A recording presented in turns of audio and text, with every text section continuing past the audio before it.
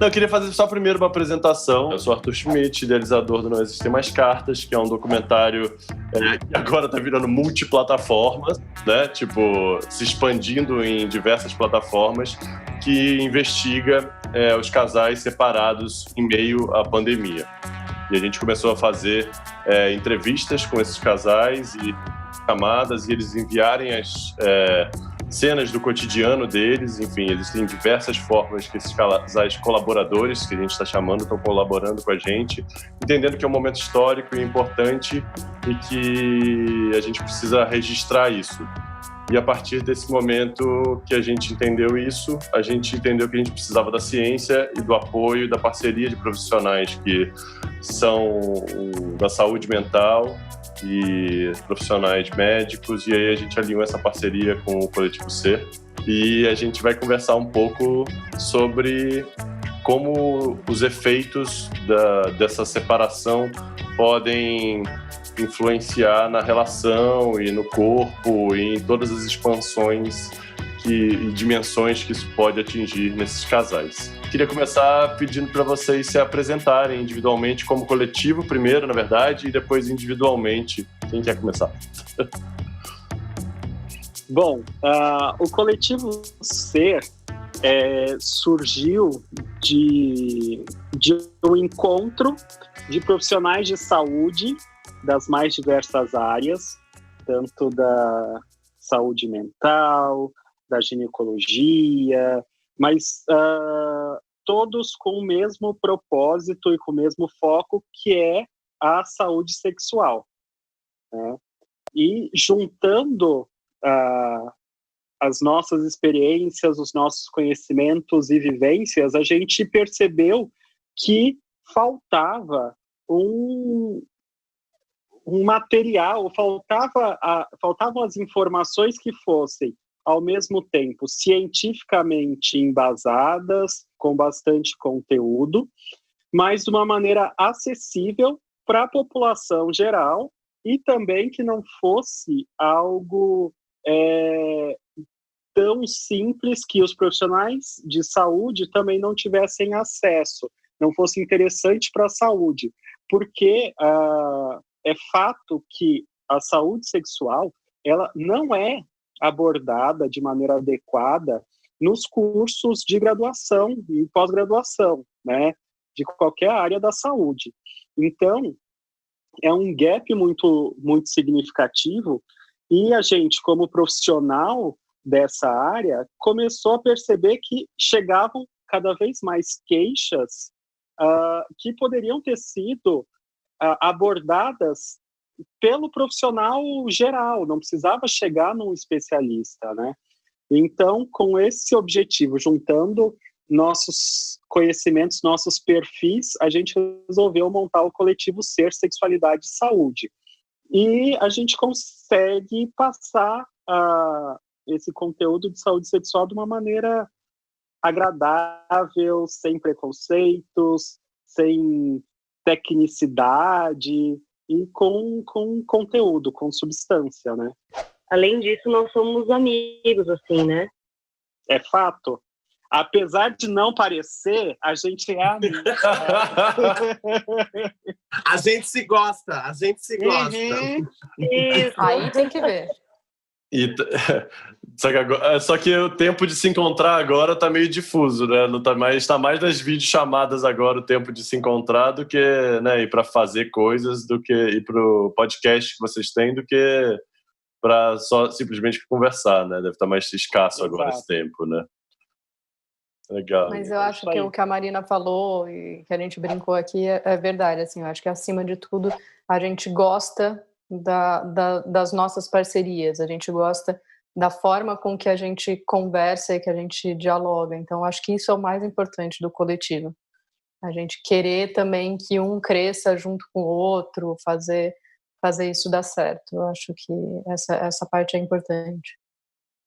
Porque assim, o coletivo ele surgiu, na realidade, o nosso grupo surgiu antes do coletivo, né?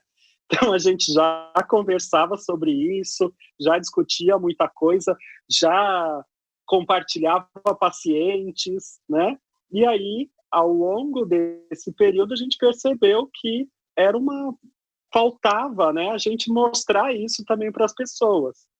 E aí surgiu o coletivo. E como é que surgiu a ideia do podcast, para fazer o podcast?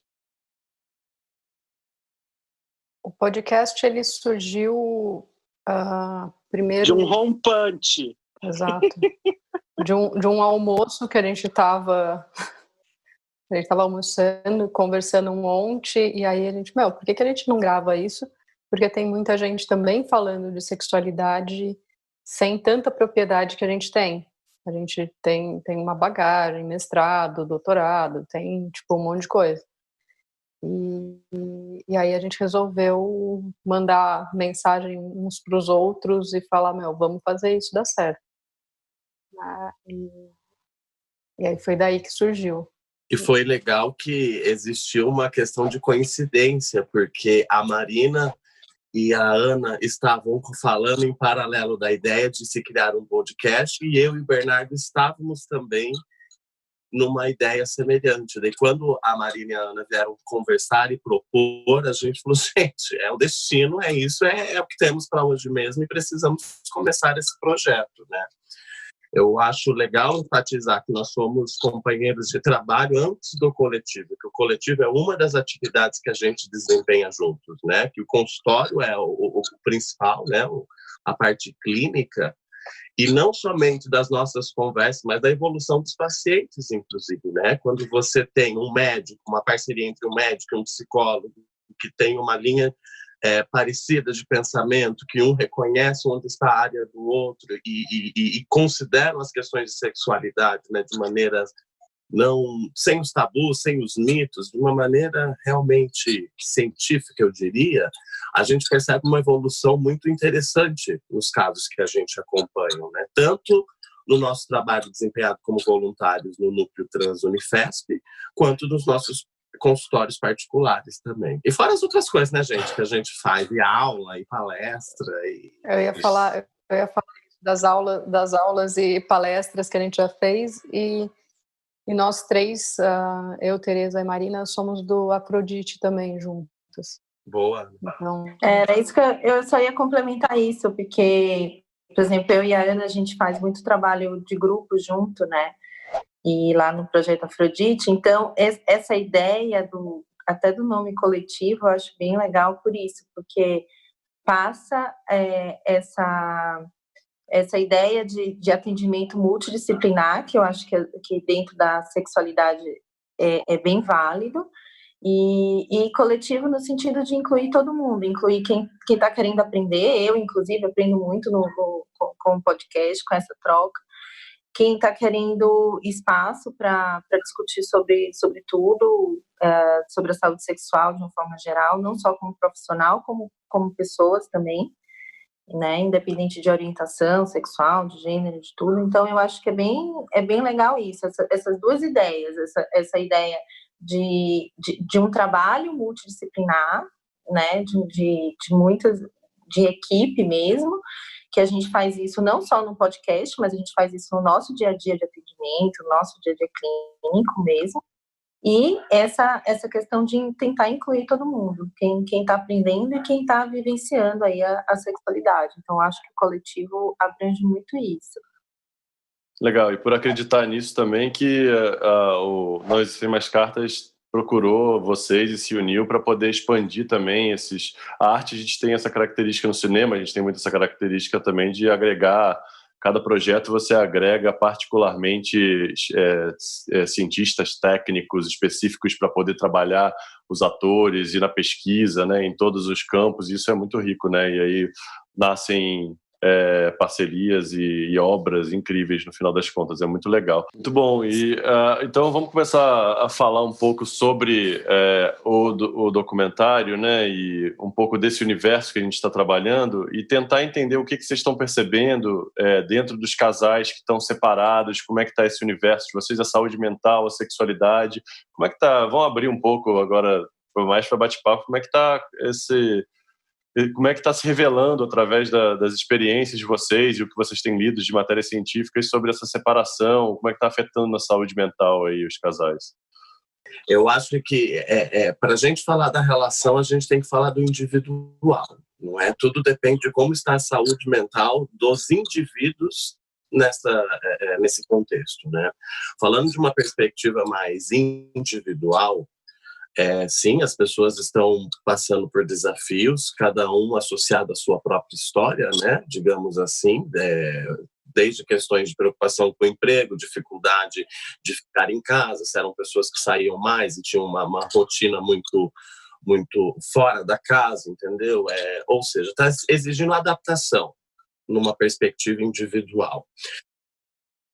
Trazendo para 2, né, se um já fica complicado, às vezes para 2 a coisa pode complicar um pouco mais. Daí o espectro que a gente avalia e compreende de uma relação a 2 é como é que estava essa relação antes de começar também a quarentena, entende? Não é? A quarentena, ela não vai necessariamente causar coisas, ela vai revelar questões a respeito da relação. Entende?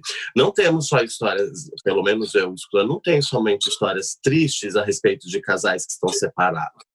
Tem histórias interessantes acontecendo, de entrega, de diálogo, né, demonstração de afeto também, mas tudo depende do individual, de como a pessoa está se sentindo e como está reagindo a esse momento de maneira individual e o quanto isso pode ou não ser levado para uma relação. E nesse território também se acentuam as incertezas, né, dentro da relação, e o ciúme pode se acentuar, né, e uma briga se potencializa, né, principalmente dentro do nosso universo que a gente está em contato todos os dias, né, tipo, com esses personagens, né, esses colaboradores, e parece que tem qualquer coisa pode ser um motivo mais frágil para essa relação não existir. Aí minha pergunta vai meio nisso. Como é que eles conseguem resistir no meio disso, né? O que vocês têm como conselho, como dentro da área de atuação de vocês, que eles podem fazer para resistir, né, dentro desse momento? Bom, assim, a visão que eu tenho um pouco é que essa quarentena, ela mostrou o quanto que a gente se apoia a elementos externos na nossa vida, assim, os amigos, os afazeres, a rotina. Então, a gente acaba se apoiando muito em tudo isso como recurso, e isso ajuda a gente nos relacionamentos, né? Quando a gente fica desprovido de uma série de recursos, aquilo que a gente tem com o outro fica mais evidente, porque é o que sobrou, né? É o que tem, são as pessoas. Então, eu acho que tudo vai ficar mais claro, tudo vai ficar mais real. E, assim, inevitavelmente, as pessoas vão ter que falar o que elas estão sentindo, né? Não vai ter muito por onde fugir, assim.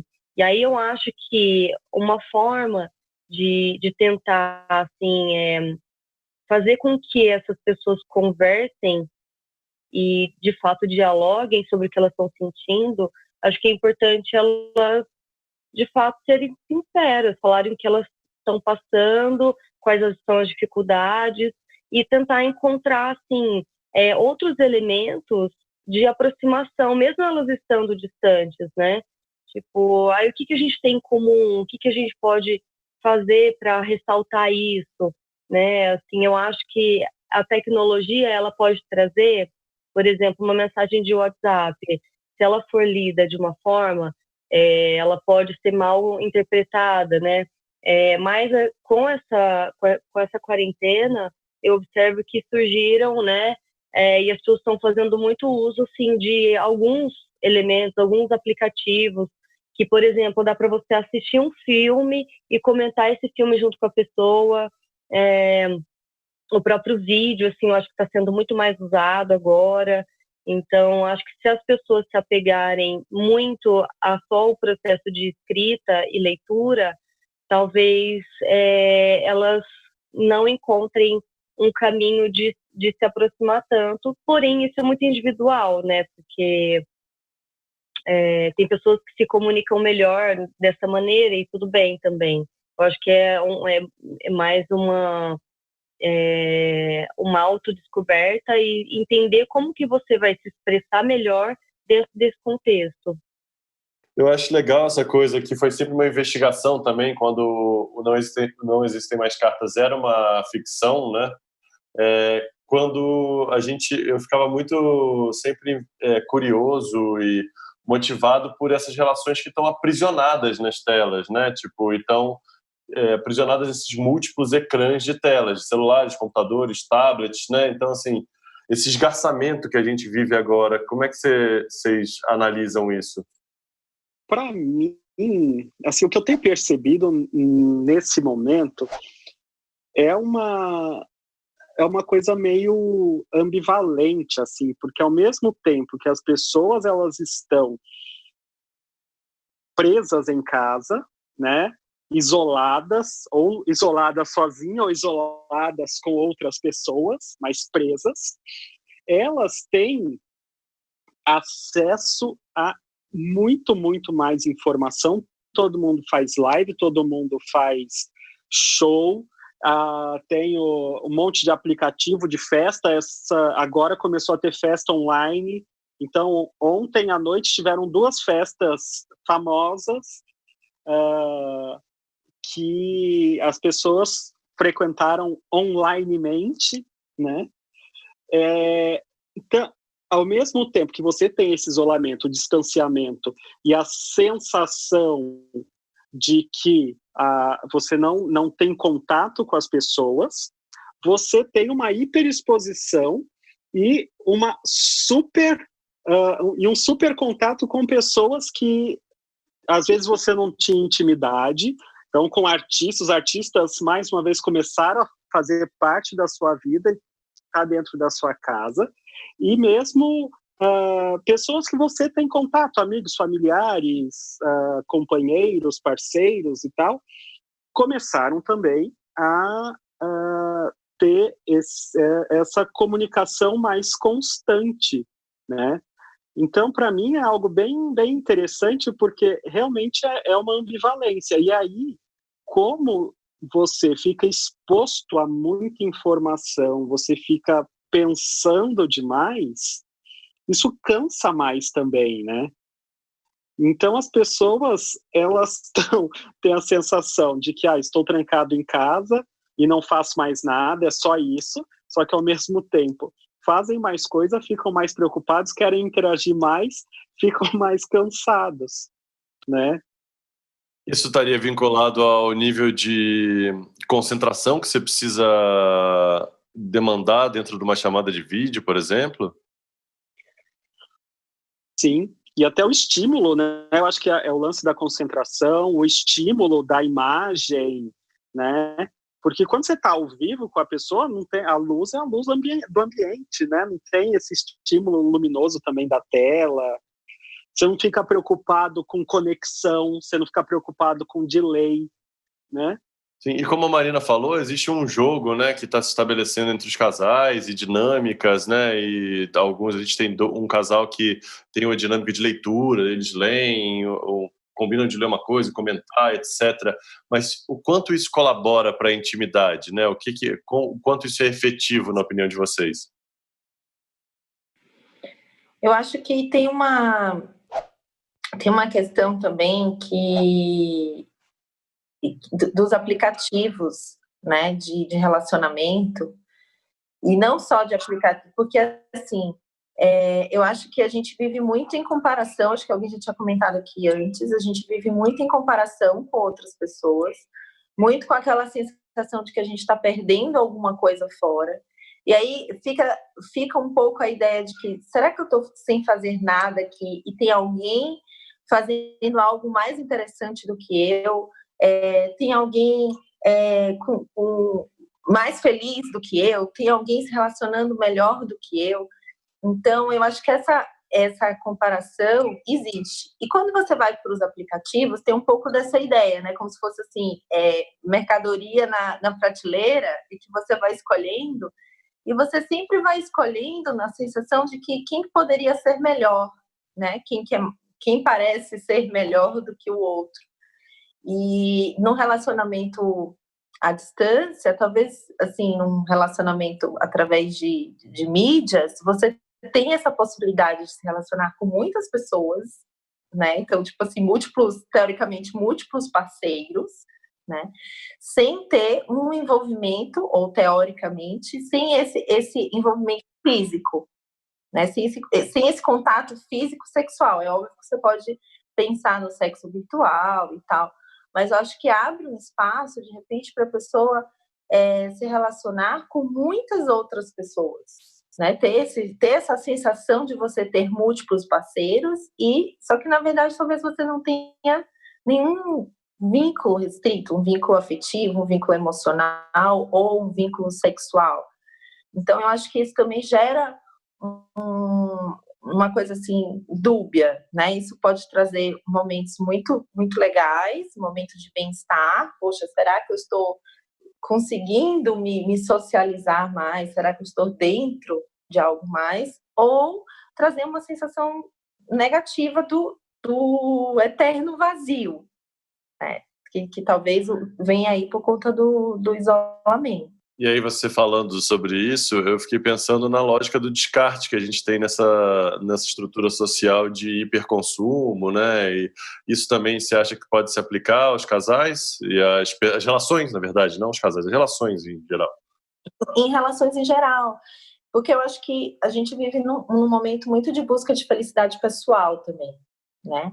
E aí, assim, por isso que, se a gente pensa na infidelidade, por exemplo, se a gente vai criticar ou não, traição ou não. Então, quando a gente pensa que você quer viver um momento, porque aquele momento parece ser muito importante para você, independente da outra pessoa, você está buscando sua felicidade pessoal, independente do relacionamento em si, né? Pode ser um momento sexual ou não. E isso, até eu estava pensando esses dias, assim, pessoas que têm amantes, pessoas que têm outros relacionamentos, ou que não sejam relacionamentos só de duas pessoas, né? Sejam relacionamentos de mais pessoas. Como que deve estar lidando nessa situação, né, nessa pandemia? Porque até o que a Marina falou, a gente está mais conectado, né, usando mais celular, usando mais computador, usando mais tudo. Isso também acaba despertando um certo ciúme, uma certa inveja, né? Por que ela está sendo feliz olhando a tela do celular? Por que ela está rindo olhando a tela do celular e não está rindo aqui comigo, que estou do lado dela, quando a gente pensa em pessoas que vivem na mesma casa, né? Enfim, eu acho que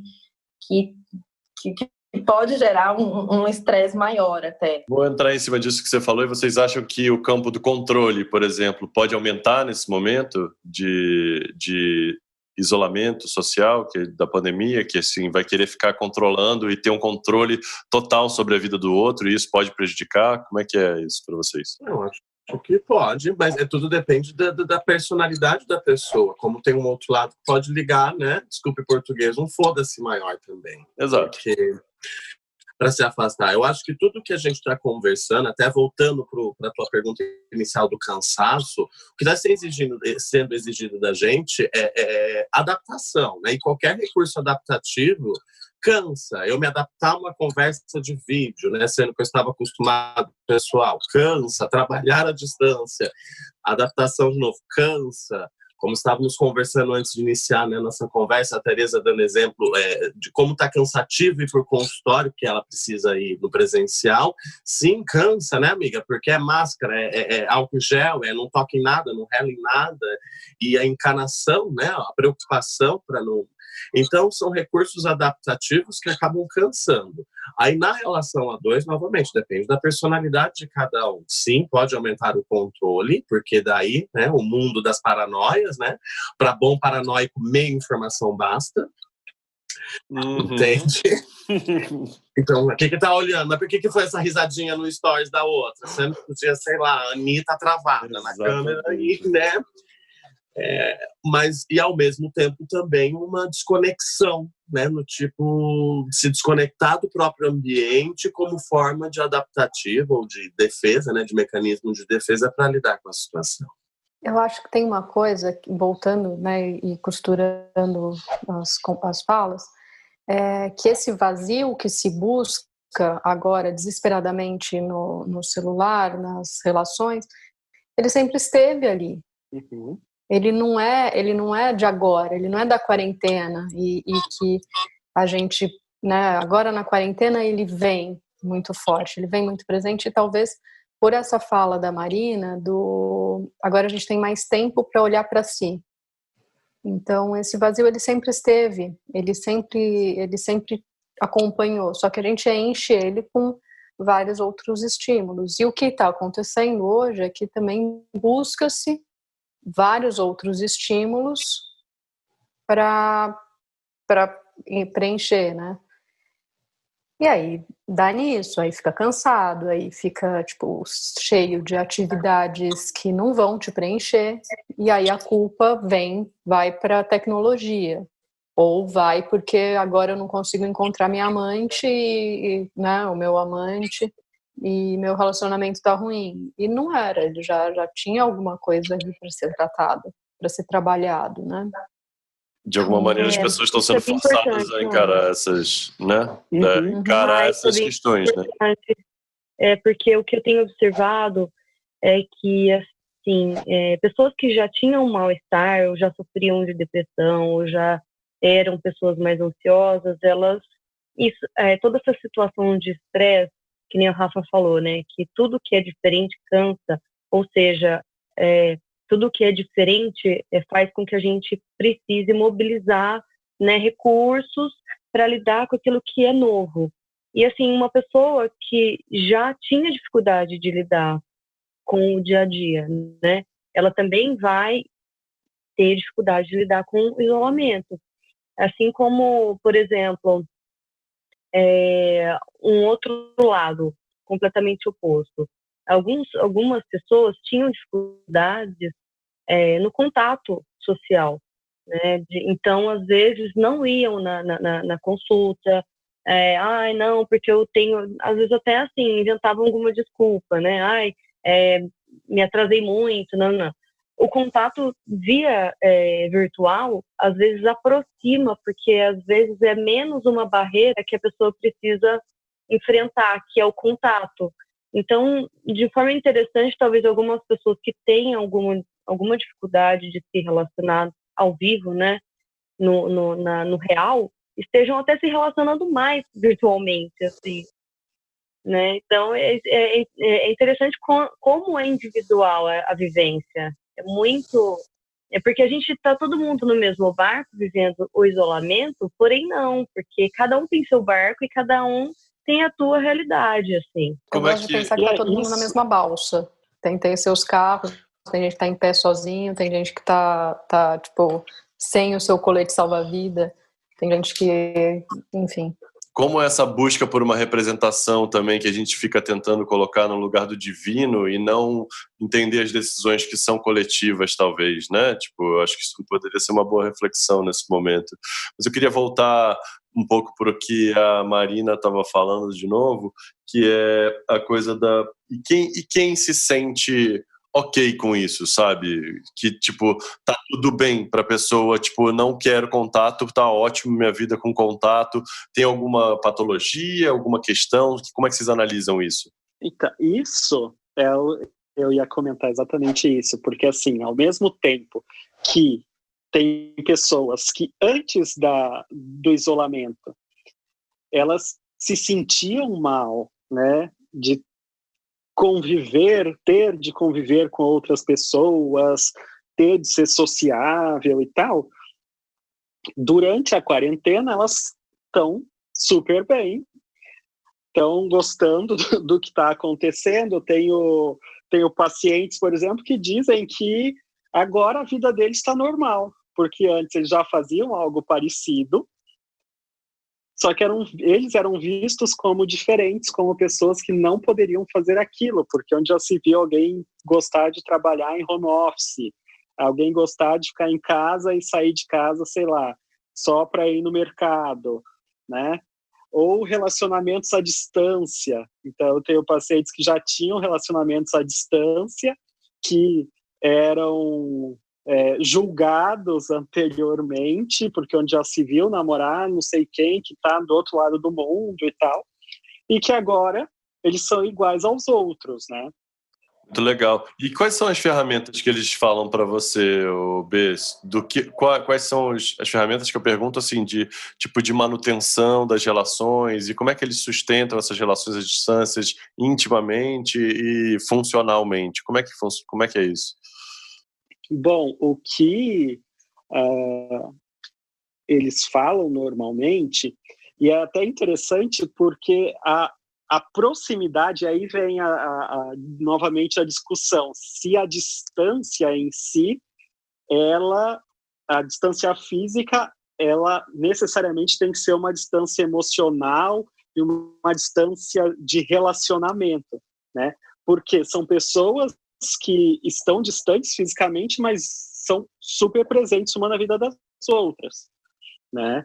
Então, se falam mais de uma vez ao dia, fazem refeições juntos, então, vamos jantar, tipo, jantam juntos, eu tenho paciente que assiste filme com o namorado, né? Então eles ligam algum aplicativo aí de chamada, fica um na Netflix na sua casa, o outro na outra e comentam. Então é uma vida normal, como qualquer outro relacionamento, né?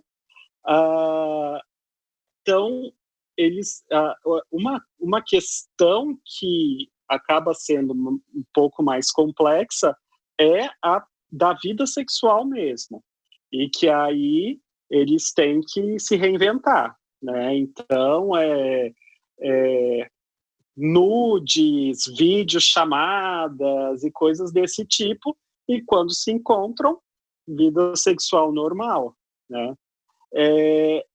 É interessante, eu acho isso bem interessante, mas aí do ponto de vista mais teórico, às vezes eu me pergunto de como as pessoas estão migrando de um relacionamento físico para um relacionamento que tem tanto envolvimento afetivo quanto um relacionamento físico, mas ele é virtual. Então, também tenho pacientes que namoram, tem um paciente em especial que namora e que nunca viu a namorada. Estão juntos há 2 anos e nunca se encontraram, né? E tem uma vida super íntima. Um faz parte da vida do outro. E também então, assim, tá tudo certo. Tá tudo certo, é interessante. Né? E como saiu uma matéria do El País agora que fala da fome de pele, né? Que usa essa expressão fome de pele e usa questiona dentro da quarentena que as pessoas precisam de toque, de abraço. Como é que vocês analisam isso depois desse comentário do Bernardo? Cara, eu acho assim que pontualmente algumas pessoas ficam bastante à vontade de não estarem com outras e viver essa vida mais em isolamento mesmo. Mas o ser humano, em tese, é um ser, né, a gente é social e a gente gosta de estar com as pessoas, a gente tem liberação de hormônios quando a gente abraça, a gente fica bem. Então, isso, o toque, ele faz parte, assim, da conexão biológica assim entre as pessoas, né? Um bebê quando nasce, ele vai para a mãe, quando ele mama, libera ocitocina na mãe e isso ajuda a mãe a produzir o leite materno. Então, a Tereza me corrija se eu tiver falado besteira, mas faz parte da nossa natureza, né? Assim. E o nosso que a gente tem é a pele. Eu acho, isso mesmo, Mai. Eu acho que tem uma coisa assim, qual é a linguagem de amor que a gente precisa para se sentir nesse estado de que você está amando ou de que você é amado? Então, quando o Bernardo fala que tem pessoas que se relacionam há 2 anos sem nenhum tipo de contato físico, então eu acho que para algumas pessoas existe essa necessidade de contato físico, como eu estou sendo amada porque alguém está me fazendo um carinho, alguém está me beijando, alguém está me abraçando, ou existe aquela sensação, aquela linguagem de que eu estou sendo amada porque eu estou sendo elogiada, porque tem alguém querendo saber como é que foi meu dia. Tem pessoas que se sentem amadas porque, ou demonstram a forma de amar porque estão recebendo presentes ou estão dando presentes. Então, eu acho que isso é uma coisa individual e essa vai depender dessa linguagem que a pessoa fala. Então, por isso que algumas pessoas podem se sentir bem nesses relacionamentos à distância ou relacionamentos virtuais e outras pessoas não. E tem uma coisa que a gente já falou, inclusive, no podcast, que a nossa maior zona, nosso maior órgão de excitação é a pele. Uhum. Né? Então, a pele, o toque, o cheiro, isso se perde numa relação virtual. Mas pode ter outras intimidades e ganha-se outras formas de se relacionar. Talvez a gente fique muito numa linha tênue do que é patológico e o que é o normal. Então, assim, entra muito nessa questão. Se eu não quero mais sair de casa, isso é patológico, isso é normal? Se eu me relaciono 2 anos com uma pessoa só por vídeo, o que é patológico, o que é normal?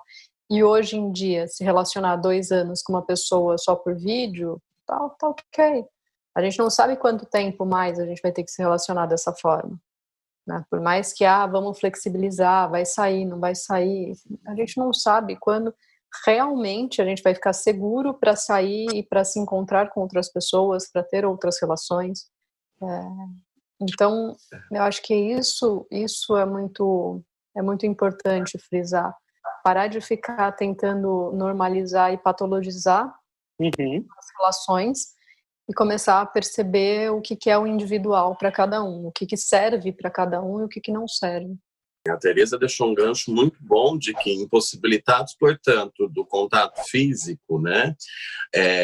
E, Tereza, bem lembrado também que as pessoas amam e são amadas, cada uma à sua maneira, a linguagem, esse recurso, né, de conversa, é essencial, inclusive, para chegar num combinado, para se chegar num nível de satisfação, que seja um nível de satisfação, né, para pensar numa relação a 2 à distância. Às vezes é mandando um presente, às vezes é ligando mais, às vezes é trocando o dia inteiro figurinhas, enfim, daí é muito individual. Só que 2 recursos são essenciais, que são desafiadores para as pessoas: o elemento de linguagem, comunicação, e o outro que é o de fantasia, a capacidade de trazer para o abstrato, né, e não tanto para o concreto. O que a gente está sofrendo muito nesse período de quarentena é como a gente é dependente das coisas relacionadas ao concreto. Tipo, nossa, porque eu estou sofrendo porque eu não vou para minha academia, que eu não vou para minha balada, que eu não vou... Tá, amor, a gente já entendeu, tá difícil, mas os recursos de fantasia e adaptação são essenciais agora. Mas eu vejo uma linha tênue entre não ir para academia, por exemplo. Eu tenho notado muitas pessoas chegando e admitindo que não é porque não tem o exercício, porque o exercício está possível, é porque eu não sou visto, é porque eu não é nem interagindo, porque eu não sou visto, porque eu acabo com esses elementos, né, de recursos que eu tinha muito da vaidade. Estou pensando em alguns casos que eu atendi essa semana. Uma necessidade de participação social, né, de presença social, né? Mas, ao mesmo tempo, é interessante porque a quarentena, esse isolamento, mostrou a diminuição de repertório das pessoas. Perfeitamente, bem, arrasou, isso mesmo. Porque, ao mesmo tempo que fora da quarentena você tinha muita coisa para fazer e tal, mas era mais do mesmo, né? E a hora que você tira isso, o que sobra, né? Realmente é uma diminuição de repertório, e que as pessoas, elas precisaram e precisam se reinventar, ampliar esse repertório, entender novas possibilidades, só que isso não foi de uma maneira gradual, né? E aí isso traz vários comprometimentos, né? Então, seja de saúde física, saúde mental, E não necessariamente diagnóstico, porque eu brinco assim, tem gente que é chata porque é chata, não é porque ela é chata que ela tem um diagnóstico da psiquiatria, né? Então, se você tá triste, ué. É diferente tristeza de depressão. As pessoas têm tristeza, as pessoas ficam entediadas, as pessoas ficam com raiva, isso faz parte da existência humana, né? O problema é que as pessoas não estavam acostumadas a lidar também com esses sentimentos, né?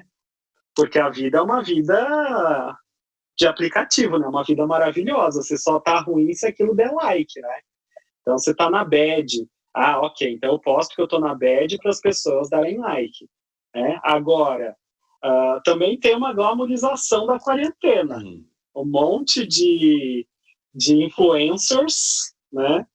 Glamorizando a quarentena. E que também não é algo para ser glamorizado. Eu queria pegar esse gancho da espetacularização, né, que você está falando, né? E o quanto isso interfere mais hoje, acentua hoje no indivíduo, né? E nas relações, né? Tipo, a espetacularização já era enorme, né? E agora, tipo, como você falou, né? Tipo, acentuou a glamorização da quarentena e da pandemia, e que é muito do nicho de privilégio, né? De elite, que tem reserva e que consegue lidar com isso dessa maneira. E aí eu vou puxar um pouco no meio desse caos político que a gente vive. Como é que está o cenário para vocês? Como isso interfere também nas relações entre as pessoas?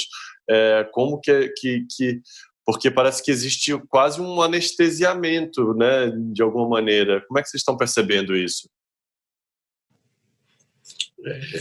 Acho que a questão prática, eu vejo assim que algumas pessoas estão dentro da própria convivência, assim, da própria casa, discordando assim daquilo que é o ideal de ser feito.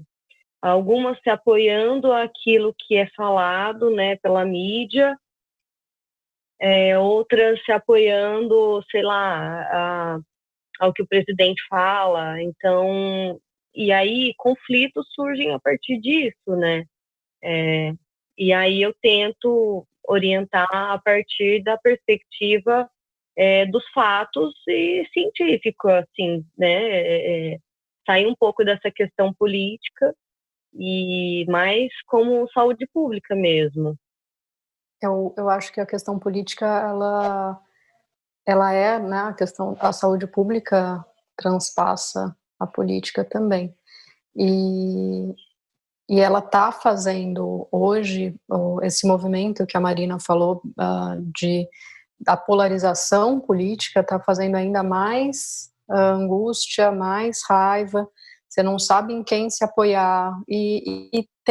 A gente tem necessidades de buscar um líder, vamos dizer assim, de buscar alguém para você se espelhar quando você está muito angustiado, quando você está muito solto,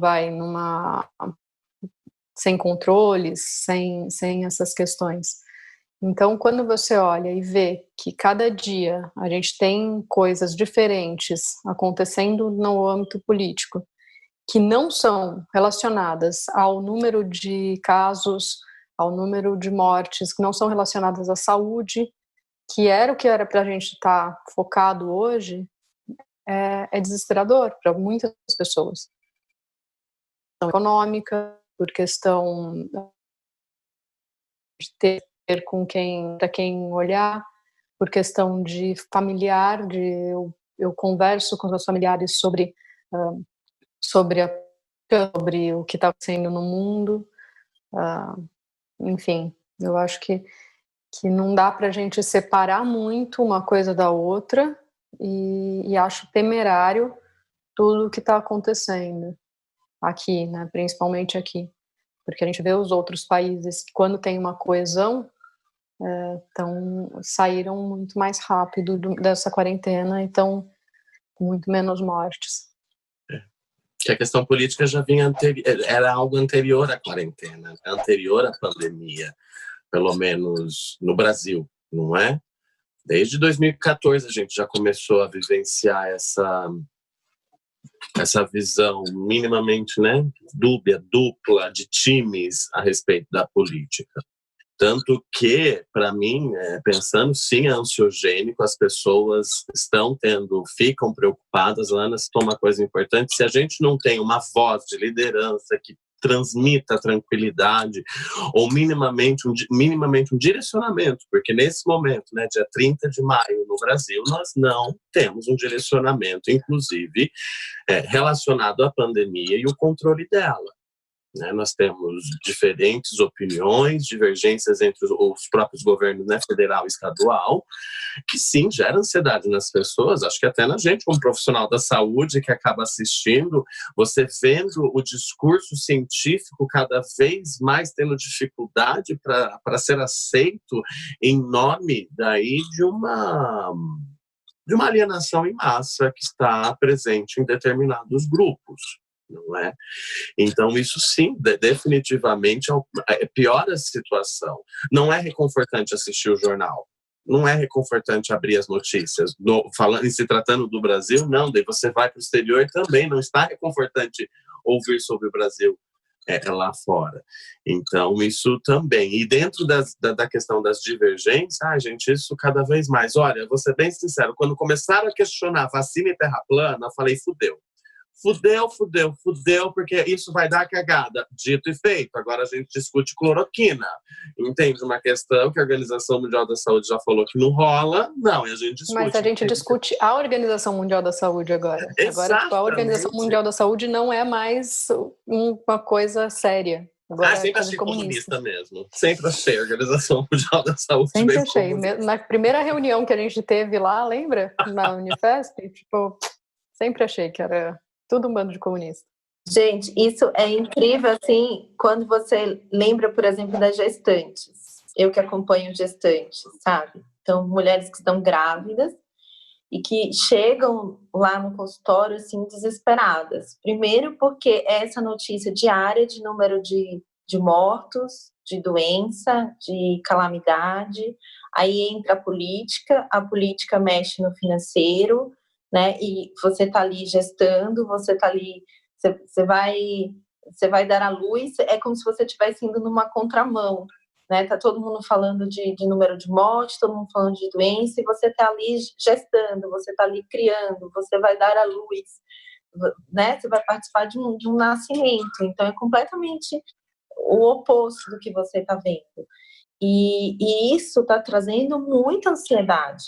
Essa semana mesmo atendi uma gestante, uma menina nova, que ela estava extremamente ansiosa. Ela chegou a fazer hipotensão, uma sudorese, quando ela começou a falar da expectativa, do que ela estava... poxa, meu bebê vai nascer em agosto, e como é que vai estar os hospitais? Tem um parto em casa ou não? Fujo do coronavírus do hospital ou não?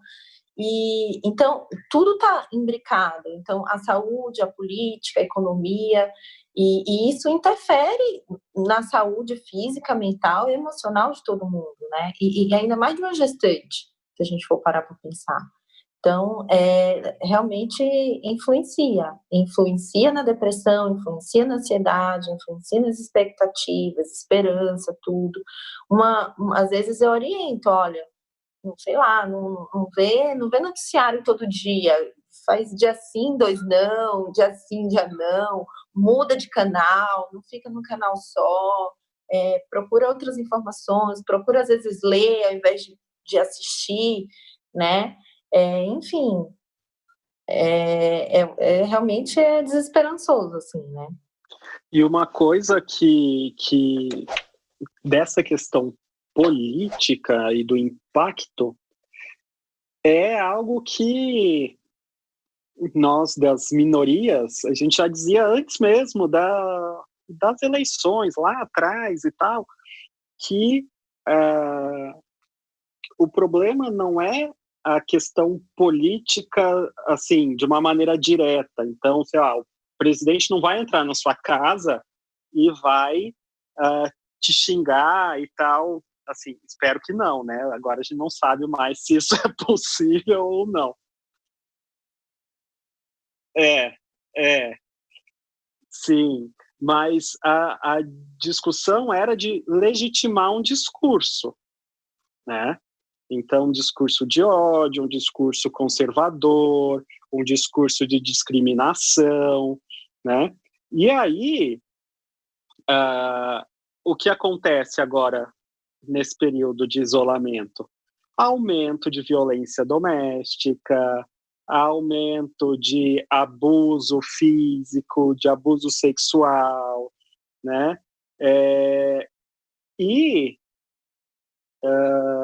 Aí puxando a sardinha para a minha área de atuação, uma piora, por exemplo, de questões relativas à orientação sexual e identidade de gênero, porque assim eram pessoas que tinham fora de casa um apoio da comunidade, quando ficavam em casa era o tempo de dormir e sair, e agora as pessoas estão presas em casa com o inimigo, né? Então, porque não necessariamente a família é um ambiente protetor para as minorias.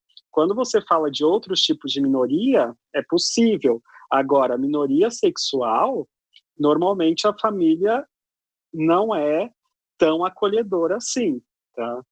Sim, não, mas o que eu estou dizendo é assim, o lance, se você faz parte de uma minoria socioeconômica, a sua família faz parte dessa minoria junto com você. Se você é de uma minoria étnica, se você das outras minorias, é claro, se você é uma mulher, porque aí a gente parte do conceito de minoria, essa relação de poder e não de quantidade, né? Nisso sim. Agora, quando você é uma única minoria dentro da sua casa, esse é outro problema, né? Sim. E não podemos deixar de lembrar aqui o João Pedro, né, que foi morto pela polícia aqui nesse momento, que também já acontecia, né, nas comunidades e que ficam apagados e mais fáceis de não ser lembrados, talvez, né, tem mais uma força para, como tem um caos político e um caos social acontecendo, invisibiliza mais ainda, né, as causas, né? Então, assim, eu acho já que tá em diria todas as o sinistro do meio ambiente, é a hora de passar boiada, né? É hora de inviabilizar e de tirar a visibilidade de muita coisa e passar esse tipo de sensação. Eu queria só voltar um pouco, eu não sei se foge nessa questão do discurso, né? O discurso do ódio, o discurso e o limite da intolerância, né? Esses dias eu estava escutando um colega meu, um amigo meu, falando sobre o limite da intolerância, até onde a gente pode falar, até onde a gente pode cancelar aquele discurso e impedir aquele discurso, que seria uma censura, não censura, né? Essa conversa. E aí, refletindo, eu acho que a gente não pode permitir o discurso da intolerância em nenhum momento. No caso dele, ele falava que dentro de casa, no privado, a gente não pode falar não, que aquela pessoa não pode. Eu acho que não, eu acho que em nenhum momento, eu acho que o discurso de intolerância a gente tem que combater sempre. Porque por mais que dentro de casa eu faça um discurso, sei lá, homofóbico, e não tenha nenhum gay na minha frente, isso permite que eu tenha raiva e que eu possa calar mais pouco. Ou, sei lá, se eu faço um discurso misógino e não tenha mulheres na minha frente, também acaba, de alguma forma, afetando outras pessoas, outras minorias que se sentem impedidas de se manifestar, porque eu estou falando que eu tenho uma supremacia aqui. Então, só para falar isso, assim, acho que discursos de intolerância, discursos de ódio, eles têm sempre que serem combatidos e não podem acontecer. Não é questão de censura, é questão de vida. É fogo no racista, né, amiga? Fogo nos racistas. E a gente viu uma reação coletiva, né, em comum acontecendo também nos Estados Unidos agora, acho que foi bem importante. Acho que é bom que a gente já arremata todos esses assuntos que estavam rolando aí para essa semana. E foi muito bom terminar assim. Eu acho que também todas essas potências estão influindo diretamente em todas as relações dos indivíduos nesse momento e devem ser abordadas e devem ser olhadas e analisadas, e eu só tenho a agradecer a vocês, gente. Obrigado demais aí, foi um puta bate-papo massa e brigadaço, foi muito legal. Podemos encerrar? Tem mais alguma pergunta? Pra gente também é muito, muito prazeroso e muito legal assim, participar. E a gente, sempre que a gente se une, eu acho que é muito rico, e você poder proporcionar isso pra gente é maravilhoso. Arrasou. Muito obrigado pelo espaço, por essa parceria. Sim, e aí nos próximos a gente abre lá mais histórias, e aí a gente pode tentar ir investigando algumas coisas que estão acontecendo aqui dentro do nosso universo e abrir para vocês. Aí, né, explode, né? Viram milhões de outras coisas. Sim. Maravilha, gente. Beijo. Obrigado. Beijo. Kisses. Bye, Beijo bye. pra Tchau, vocês. tchau. Tchau. Valeu. Tchau, tchau. Obrigado.